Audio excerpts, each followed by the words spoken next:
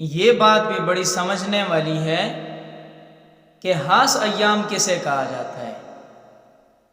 آپ کی اگر توجہ ہوگی تو ممکن ہے بات جلدی سمجھ آ جائے گی۔ تو عرض یہ کر رہا تھا کہ خاص ایام جو ہیں عورتوں کے، خاص ایام سے مراد ایام ماہواری ہیں، یعنی وہ ایام جن کے اندر روزہ نماز عورتوں کے لیے ممنوع ہے۔ لیکن یہاں پر یہ بات بڑی قابل توجہ ہے کہ روزے اور نماز کے درمیان تھوڑا سا فرق بھی ہے، یعنی ایام خاص میں عورتوں کے لیے جو احکام دیے گئے ہیں اس میں سر فہرست یہ بات ہے کہ روزے کے حوالے سے شریعت نے حکم دیا ہے کہ ایام خاص میں ظاہر سی بات ہے ناپاکی کے ایام ہیں، تو اس لیے روزہ رکھنا جائز نہیں ہے۔ البتہ جو رمضان المبارک کے فرضی روزے ہیں ان روزوں کے بارے میں حکم شریعت نے یہ دیا ہے کہ ناپاکی کے ایام میں عورت روزے تو نہ رکھے، مگر جب ہی رمضان المبارک گزر جائے تو عام دنوں کے اندر ناپاکی کے ایام میں جو قضا ہو گئے تھے روزے وہ رکھے جائیں، یعنی ان کی قضا کی جائے۔ اب آتے ہیں نماز کی طرف۔ تو نماز کے حوالے سے یہ بات ذہن میں رکھیں کہ ایام خاص میں یعنی ماہواری کے ایام میں عورت چونکہ ناپاکی کے ایام میں چل رہی ہوتی ہے تو بہت ساری مائیں بہنیں اس بارے میں مسئلے کا علم نہ ہونے کی وجہ سے کیا سے کیا ذہن میں رکھا ہوتا ہے۔ بعض عورتیں تو ایسی ہیں جو ناپاکی کے ایام میں کھانا وغیرہ بھی نہیں تیار کرتی، جبکہ شریعت نے حکم دیا ہے کہ ناپاکی کے ایام میں یہ مطلب ہرگز نہیں ہے کہ آپ نماز نہیں پڑھ سکتی اس لیے گھر کے اندر کام کاج بھی نہیں کر سکتی، بالخصوص کھانا تیار کرنا، تو ایسی بات نہیں ہے۔ صرف اور صرف نماز کے حوالے سے حکم دیا گیا ہے، قرآن کریم کی تلاوت کے بارے میں حکم دیا گیا ہے کہ ناپاکی کے ایام میں نہ تلاوت کی جا سکتی ہے اور نہ ہی نماز پڑھی جا سکتی ہے۔ البتہ اس کے علاوہ جو باقی کام کاج ہیں گھروں کے اندر بالخصوص کھانے پینے کے حوالے سے تو وہ بلا کراہت کیے جا سکتے ہیں، اس میں کوئی حرج نہیں ہے۔ اب یہاں پر یہ بات سمجھیں کہ ناپاکی کے ایام میں چونکہ نماز تو ممنوع ہے، لیکن اب نماز ممنوع ہونے کی صورت میں کیا ذکر اذکار بھی ممنوع ہے یا ذکر اذکار کر سکتی ہیں؟ یہ بھی مسئلہ بڑے ہی قابل توجہ مسئلہ ہے۔ بہت ساری عورتیں ایسی ہیں جو مسئلے کا علم نہ ہونے کی وجہ سے وہ یہ سمجھتی ہیں کہ ذکر اذکار کرنا منع ہے، حالانکہ فقہاء کرام نے اس بارے میں تصریح فرمائی ہے کہ وہ عورت جو خاص ایام میں چل رہی ہو یعنی ماہواری کے ایام ہوں تو ان ایام میں نماز کے اوقات میں اپنے مصلے پر بیٹھ کر باوضو ہو کر اپنا ذکر اذکار شروع کرے، نماز نہ پڑھے، چونکہ نماز پڑھنی جائز نہیں ہے، لیکن نماز کے اوقات میں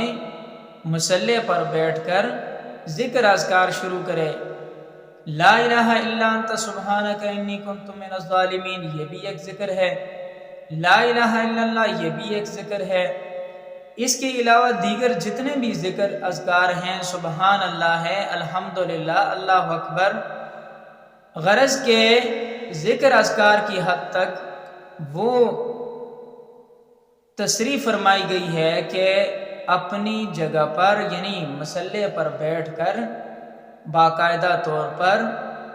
ان ناپاکی کے ایام میں ذکر اذکار کرے۔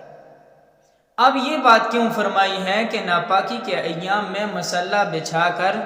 اس کے اوپر بیٹھ کر ذکر اذکار کریں؟ یہ اس کے اندر بھی ایک اہم نقطہ ہے۔ وہ نقطہ یہ ہے کہ ہماری سستیاں تو ظاہر ہیں، ہم ایک نماز اگر چھوڑتے ہیں تو دوسری نماز خود بخود چھوٹنے کو موقع مل جاتا ہے۔ تو یہ نقطہ میں عرض کر رہا ہوں کہ عورتوں کے لیے جو حکم دیا گیا ہے کہ ناپاکی کے ایام میں وہ اپنے مصلی پر بیٹھ کر ذکر اذکار کریں، اس وجہ سے کہ ان کی جو نماز پڑھنے کی عادت ہے وہ عادت ختم نہ ہو، وہ چھوٹنے نہ پائے۔ اور یہاں پر یہ بات جو ہیں مائیں بہنیں بخوبی سمجھ سکتی ہیں، چونکہ ان کا مشاہدہ ہے اس بارے میں کہ جو ذکر اذکار کی ترتیب نہیں بناتی ایام خاص میں، تو پے در پہ نمازیں چونکہ چھوڑنی پڑتی ہیں، تو ان نمازوں کو چھوڑنے کی وجہ سے اس حد درجے کی سستی آ جاتی ہے کہ پاک ایام میں، یعنی ماہواری کے علاوہ کے جو پاک ایام ہیں ان میں بھی پھر سستیاں شروع ہو جاتی ہیں۔ کبھی نماز پڑھی کبھی نہیں پڑھی، کبھی پڑھی کبھی نہیں پڑھی، اس طرح کی ترتیب چل رہی ہوتی ہے۔ تو اس لیے فقہاء اکرام نے یہاں پر یہ نقطہ بیان فرمایا ہے کہ ناپاکی کے ایام کے اندر باقاعدگی سے 5 وقت کی نمازوں کے ٹائم میں مصلی بچھا کر ذکر اذکار شروع کرے، تاکہ اس سے یہ جو عادت ہے یہ چھوٹنے نہ پائے۔ اور ظاہر سی بات ہے، جیسے ہی ایام ماہواری ختم ہو جائیں گے تو یہ عادت تو اسی طرح بدستور باقی رہے گی، اور ایام خاص کے علاوہ یعنی پاک ایام کے اندر باقاعدگی سے نماز پڑھنی اس کے لیے آسان ہو جائے گی، چونکہ عادت جو بنی ہوئی ہوگی۔ تو اس لیے ان باتوں کا خیال کرنا یہ ہر مسلمان کی ضرورت ہے، اور یہ وہ مسائل ہیں جن کا سیکھنا ہم سب کی ذمہ داری ہے۔ اگر ہم سیکھ کر چلیں گے تو ہمارے لیے فائدہ ہی فائدہ ہوگا، لیکن یاد رکھیں اگر ہم بغیر سیکھے جو ہے عمل کریں گے تو وہ عمل ہمارا قابل قبول نہیں ہوگا، کیونکہ شریعت کے اصولوں کے ہم نے خلاف کیا ہے، اور شریعت کے جو اصولوں کے خلاف کرے گا تو اس کا کوئی عمل قبول نہیں ہوگا۔ اس لیے جو عمل بھی شریعت کے اصول کے خلاف ہوگا وہ مردود ہوگا۔ تو بہرحال اسی لیے تو مسلم شریف کی روایت ہے، حضور علیہ الصلوۃ والسلام نے فرمایا، من احدث فی امرنا ھذا ما لیس منہ فہو رد، جس نے ہمارے اس دین یعنی شریعت کے جو اصول ہیں، طریقہ کار ہیں، جو ہمارا طریقہ ہے اس سے ہٹ کر عمل کیا تو وہ عمل مردود ہے، وہ کام مردود ہے۔ تو اس سے بچنا ہمارے لیے ضروری ہے، اور ہمارے لیے یہ بات از حد قابل توجہ ہے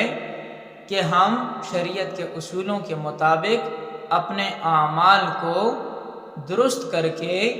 اس پر عمل کرنا شروع کریں۔